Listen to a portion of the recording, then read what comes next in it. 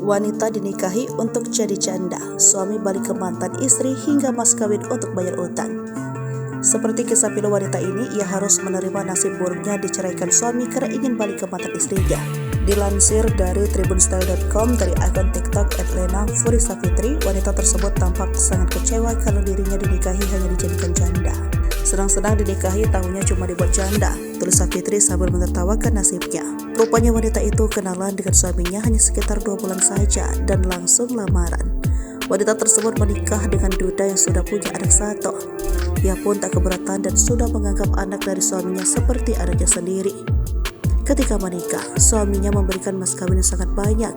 Namun setelah menikah, mas kawin itu dijual lagi untuk membayar utang. Awal-awal pernikahan semuanya berjalan lancar meski terasa berat karena dilangsungkan saat pandemi COVID-19 mewabah.